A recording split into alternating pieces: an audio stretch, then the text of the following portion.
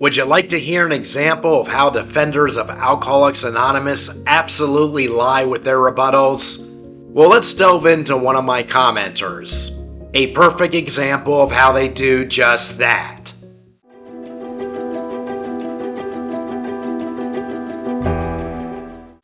I had a comment from a previous article that will prove my point on the cult-like mentality of Alcoholics Anonymous.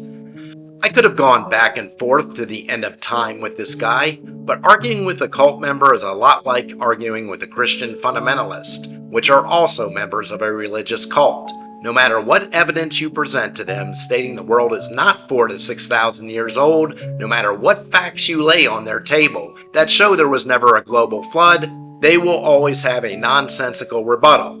And they lie in defense of their cult. It is a mental defense because they can't come to grips that they are actually brainwashed. For have you ever heard a cult member stand up and say, "Yes, I am in a cult. They indoctrinate all of us weekly. You are completely right with the facts you laid before me." Sometimes someone does reach this conclusion, usually on their own. They realize they're in a cult and have been following like a sheep for years or even decades. There are many channels of former fundamentalist cult members who are now attacking their former churches, and there are ex-members of the rooms doing the same thing. Because the response of the rare person who realizes he is in a cult is to leave. And the people who leave all have the same stories of their experience in the cult. They claim the leaders use coercion and fear tactics in an attempt to keep them there. They implement shaming tactics for dissenting opinions. And they lie through their teeth, continuing to claim that these tactics are not of a cult. I'm sure Jim Jones said the same thing. And they come to my articles and videos as well with their comments that are largely based on untruths. And they have a right to do this. If you attack a cult, you're going to get a visceral rebuttal back. I got one recently. Apparently, I'm completely wrong about the message of the big book. I'm wrong about the meetings as well. No one is ostracizing other members who have differences of opinion and have the gall to state them out loud. But this was the first part of his comment regarding my knowledge of the book in question. Quote, "I have studied this fellowship for years and have been to hundreds of meetings in many groups, locations, and cities, as well talked to even more members and newcomers. In the first few chapters, it does not say that spiritual intervention is the only thing that can keep you sober. It's the only thing that kept them, aka the people described in the program as otherwise hopeless. Here is where context matters. The book clearly defines the hopeless alcoholic as one for whom no other method has worked. If other methods work for you, that's wonderful. It says in their book, and I believe it's on page 164, the steps are meant to be suggestive only. We realize we know only a little. He's about to prove my point on the dishonesty of the AA member. He acts like I've never read the big book. What he did is exactly what a Christian fundamentalist does. He took one sentence and tried to prove his contention. He left out the rest of the paragraph on page 164. Right after the quote of, "The steps are meant to be suggestive only," the book clearly states, and I quote it from this page, "God will constantly disclose more to you and us. Abandon yourself to God as you understand God. Admit your faults to Him and your fellows." Unquote. This is not the only time that the big book states that only divine intervention will save you from addiction, which they also state is a daily grant from the divine in which you'll never claim cure. In chapters 4 through 6, they not only say the only way to manage your addiction is through spiritual intervention, it clearly states that man's methods cannot help this addiction. The commenter wrote that nowhere does the book state that spiritual intervention is the only way, when in fact it does multiple times no matter what context you look at those words. They even suggest how atheists should reconsider their beliefs as a whole. The book contends as well that their ultimate hope is that every alcoholic is part of the fellowship. These are not my words, they are the words of the big book itself. Now, as far as using other methods, yes, the big book states you can use outside sources to help you with your addiction. But their message is you always need the fellowship. This is another deliberate untruth written by that commenter. He acts as if the rooms are just fine if someone drops them for the Modern Smart program. They certainly are not, and I will discuss their backlash shortly.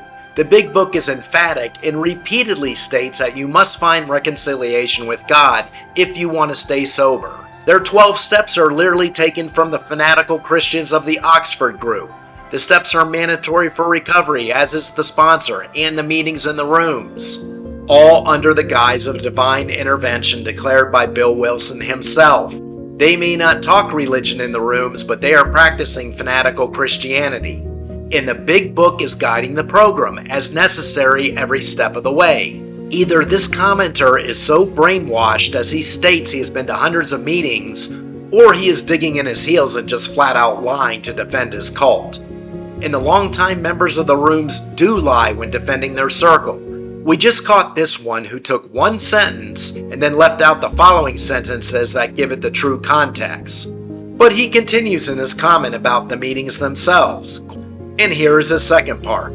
Something else that is repeated in the rooms, and I'm sorry you didn't get to hear this, we do not have the monopoly on the solution to alcoholism.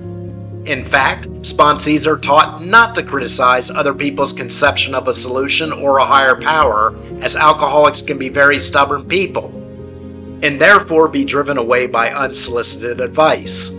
Though not everyone in the program agrees, suggestions, not advice, is what many people prefer to advocate for in this program. Let me put it this way. If a man or two says women shouldn't be allowed to vote, or any other discriminatory statement, surely that doesn't mean that men as an entire category hold this belief. The same is true for some unhelpful AA members. Ostracizing also goes against their moral principles, reflected by the messages in the last chapter of their Big Book. And my response? Absolutely, this is not how the meetings are run. 2 for 2 meetings in 2 different locations, they stated AA was the only way when I attended. I was lectured adamantly for being 11 months sober and not starting the steps. No one was happy about my 11 months. And before you start knocking that I went to 2 meetings, be advised, I had family members who were longtime AA members and also left. They remain sober today. I am well familiar with the tactics of the rooms. But let's look at others who left AA.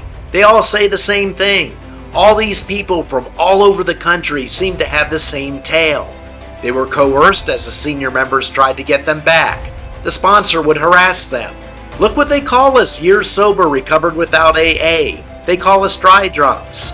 They cannot accept that true reinvention of self doesn't happen with an AA meeting. As a matter of fact, the rooms will keep your soul imprisoned. Many interviewees on Kirsten Johnson's channel, actually all of them that I've heard so far, say they were lectured, harassed, and ostracized after leaving AA. The standard response is, well, there'll be a chair waiting for you when you relapse, or you're gonna die without AA. These type of post-AA revelations are rampant and widespread across the nation. Again, commenter, you don't see it because you're brainwashed with the cult, or you're lying. Because I have never heard an active AA member be honest about the true nature of their meetings. Then the commenter lies about the effectiveness of the methods of the rooms. He speaks about how many lives were saved. That is incorrect. AA fails 80 to 95% of the time depending on who you read. Then he lies by bringing up that old Stanford study that showed AA was the most effective way to battle alcoholism. I cannot believe that there are still some bringing up that study as a talking point. That study was extremely flawed. I plan to have an entire article in the future debunking Stanford that basically went in without the proper data of proving AA effective when it not only isn't, but isn't for the vast majority. And no, I'm not saying that we have a new method that has long-term success. We have several new programs of treatment that are only years and a few decades old. There hasn't been enough time to gather the long-term results. But we have good moderate-term results for some of them, which is far better than the rooms present.